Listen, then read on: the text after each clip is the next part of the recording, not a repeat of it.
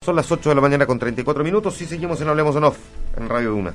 Se está celebrando el tercer foro Chile-Unión Europea, varios ministros, representantes del mundo empresarial, hay una serie de actividades.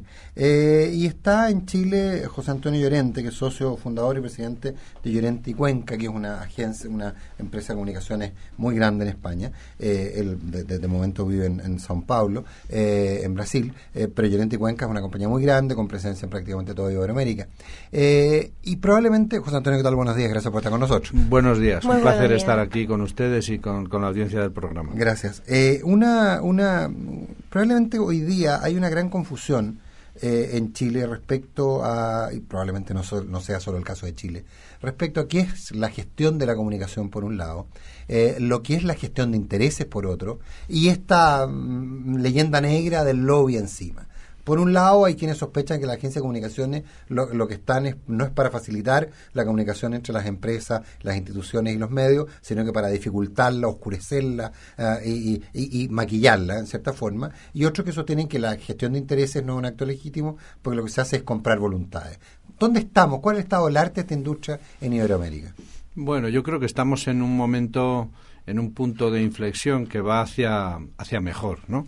Pero creo que tenemos que hacer más trabajo de explicación, ¿no? Porque creo que lo que el mundo de la relación institucional, del lobby o de la gestión de la influencia, como lo queramos llamar, no se ha contado y no se ha explicado bien. Yo, si le parece, para mí algunos principios básicos. Las sociedades democráticas, en las sociedades democráticas la opinión pública es un factor clave para las decisiones, y los gobiernos y los legisladores gobiernan o legislan para los ciudadanos. Las empresas, los grupos de interés, las asociaciones, la sociedad civil tiene derecho a exponer sus puntos de vista a quien gobierna o a quien legisla.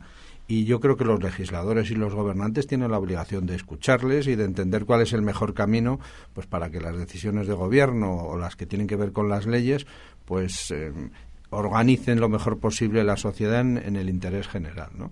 Entonces, esa relación entre los individuos o los grupos de interés o las empresas y gobiernos y legisladores, pues tiene que estar bien organizada.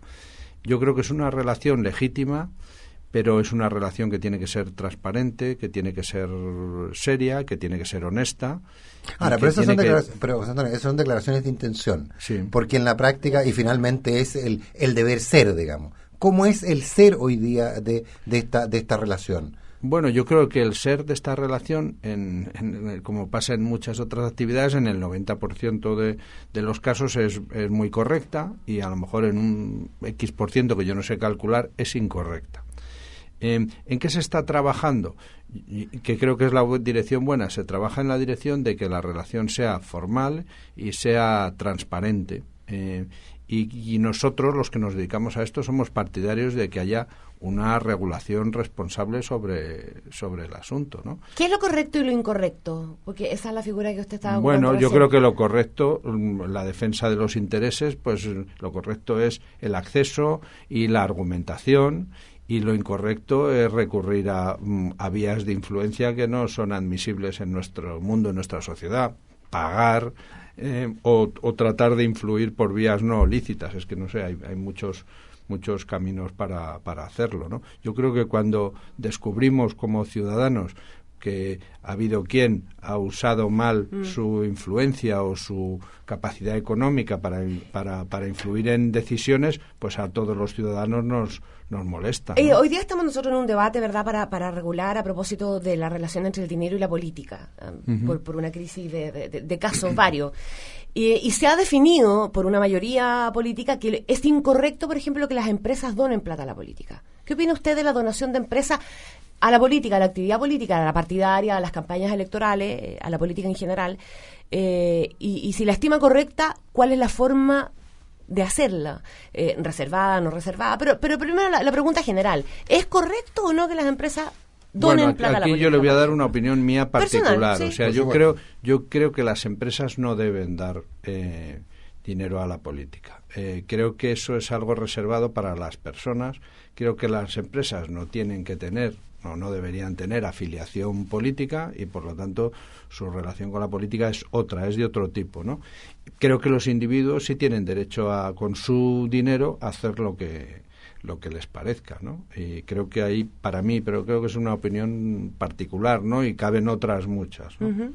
Pero creo que el debate es muy sano, o sea, creo que es bueno que hablemos de esto. No, pero la lógica de lo que es correcto y no es correcto. Claro, es interesante. Pero nos podemos poner de acuerdo. Yo creo que al final la sociedad funciona cuando establece una serie de convenciones. Nosotros decimos que no se puede circular a más de 70 kilómetros por hora, nos ponemos de acuerdo todos, la ley lo establece así y lo cumplimos. Uh-huh. Y claro, para unos 70 puede ser pocos y para otros 70 puede ser mucho, pero lo importante es que establezcamos un camino común o una norma común o una directriz común que nos permita operar, ¿no? José Antonio, cuando hablamos de lo que procede y de lo que no debiera proceder cuando se trata de la gestión de intereses propiamente tal, que uno puede comprender porque es por lo demás razonable. Además creo incluso necesario que en muchos sectores, desde el mundo privado, incluso desde el mundo público, sindical, haya necesidad de entregar información y por lo tanto que esa gestión de intereses propiamente tal se ponga a disposición, por ejemplo, de quien va a efectuar luego un trabajo legislativo que atañe, que afecte a ese mismo sector. Eso finalmente termina teniendo un impacto sobre el ciudadano, por lo tanto creo que mientras la legislación se haga con la mayor información disponible, tanto mejor. Sin embargo, al mismo tiempo, ese debate que se ha instalado en Chile y en otros lugares también del mundo respecto de cómo el lobby podría terminar por permear de una manera impropia la labor legislativa, es precisamente donde se fija el límite. Pero hay un montón de áreas grises. ¿Cómo se pueden detectar esas áreas grises en las que se define lo correcto de lo incorrecto? ¿Cómo hacerlo? Porque uno dice, a ver, ¿es propio o impropio? Voy a poner un ejemplo, que el director de una agencia de comunicaciones o derechamente el ejecutivo de una empresa tome contacto por la vía informal con un legislador. Digo la vía informal es, por ejemplo, que se le acerque a conversar en un supermercado. Bueno, yo creo que es propio, es que las personas... le voy a poner un ejemplo que está más cerca a lo mejor de lo que ustedes hacen. Es propio o impropio que una empresa hable con un periodista en un supermercado. Es propio que un juez hable con un vecino en un supermercado. Es propio... Sobre el área, cuando digo hablar, claro, hablar sobre el tema que lo atañe a él. No sobre el resultado del partido de fútbol. Claro, no sobre el valor de la lata de atún. No, claro. Bueno, yo creo que, claro, depende cuál sea la naturaleza de la conversación también, ¿no? Yo creo que tampoco nos podemos obsesionar. Yo creo que tenemos muy claro todos qué es lo aceptable y qué es lo inaceptable, ¿no? Y claro, eso depende también de las personas, pero sucede en todos los ámbitos de la actividad económica, empresarial, pero política, judicial, de todo tipo. Yo creo que hay un espacio para desarrollar una actividad honesta y hay unos límites para eso, pero los tenemos todos muy claros. Yo creo que eso no tiene que impedir la actividad normal de la sociedad, es decir, periodistas, empresas y sindicatos se pueden relacionar teniendo en cuenta que puede haber un espacio ilícito para eso, pero que la mayor parte de los casos se produce dentro del ámbito de lo legal, ¿no? Estamos conversando con José Antonio Llorente, socio principal de Llorente y Cuenca. José Antonio, ahora, pero siguiendo en la misma línea, aquí hay un tema básicamente que se ha instalado, al menos en nuestra experiencia local, un cierto grado de desconfianza. O sea, más que un cierto grado, se ha instalado la desconfianza. Porque finalmente nos encontramos con que hay lobby o gestión de intereses buena y gestión de intereses mala. Y curiosamente, y pongámonos el caso de un proyecto hidroeléctrico en el cual... ¿Cuál es el caso de la farmacia, del farmacéutico, del tabaco, que se ha acusado de lobby del malo? Pero quiero ser uno más neutro. Va un grupo, una empresa eléctrica, a ver al ministro de Energía para plantearle lo conveniente de su proyecto y de por qué es razonable que sea autorizado, y eso es considerado una gestión al menos opaca. Y va una ONG que representa los intereses locales y es considerada una obligación absoluta del ministro o del funcionario no solo recibirlo, sino que darle soluciones. Y finalmente, ambos están gestionando intereses. Entonces, es desde la vereda de la desconfianza, de la asimetría. ¿Por qué pasa esto? Bueno, pasa yo creo que porque nuestra sociedad se ha visto sorprendida por casos que le han disgustado, ¿no? Y yo creo que es normal que vivamos ahora una etapa en la que existe un cierto sentido crítico de la actuación pública. Yo creo que tenemos que tener confianza en los gestores públicos, tenemos que ser consecuentes cuando descubramos que algo no ha funcionado bien, pero no podemos extender una sombra de duda sobre toda la sociedad y sobre todas las actuaciones, porque yo creo que nuestra sociedad está llena de gente honesta y bien intencionada. ¿Y es suficiente con que se transparenten las agendas, con que sepa quién se reunió con quién, o es solo un primer paso? Bueno, yo creo que es un primer paso, pero vivimos en un mundo que es transparente. Hace tiempo decíamos, no hace mucho tiempo decíamos que hay que ser transparente. Yo creo que hoy en día ya no hay que ser transparente, es que lo somos. Y asumir lo que hay que hacer es asumir que lo somos, ¿no? Y bueno, y entonces hay que estar dispuesto en cada momento a poder dar las explicaciones que se tengan que dar sobre las cosas, porque la sociedad la reclama y los ciudadanos tienen derecho a saber. ¿Y le ha costado al mundo empresarial entender ese cambio en la dinámica? Ese es un tema que nosotros hemos conversado mucho desde hace un rato largo, digamos, y no solo por la crisis política que hay hoy día, sino en su momento a raíz de casos de instalaciones de generadoras eléctricas, etcétera, etcétera. Los megaproyectos en general. Los megaproyectos en general, el rol que han asumido los tribunales de justicia, en definitiva, frente a esa situación.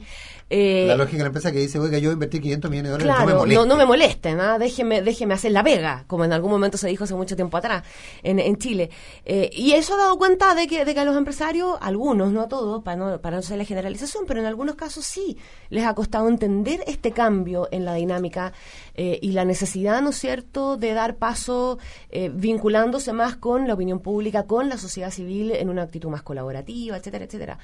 Esto me imagino es un fenómeno generalizado, no es una cuestión solamente local. Claro, efectivamente, pasa en todas partes y además es normal los cambios, y este cambio del que usted habla es un cambio muy intenso, pues requieren tiempo y adaptación. Las empresas lo necesitan, el mundo del político institucional también, pero y también los ciudadanos, ¿no? Y finalmente, en esta llamada industria de la relación, ¿por qué se produce? Finalmente, ¿qué es lo que hace que sea necesario? ¿Es la lógica de la externalización de las compañías? ¿Es la lógica de los distintos idiomas que se hablan? ¿Por qué si antes la propia empresa se contactaba con los medios, hoy día necesita un intermediario? ¿Por qué cambió también en esa perspectiva? Bueno, yo creo que siempre ha existido, ¿eh? Sí. Y luego, para mí, no hago distingos entre si el intermediario está dentro o está es un intermediario al fin, digamos. Porque es lo de menos, ¿no? Pero es verdad que en el mundo de hoy, en el que es tan relevante entender lo que está pasando y participar en la conversación, hace falta agentes profesionales cuyo trabajo sea hacer eso y hacerlo bien, ¿no?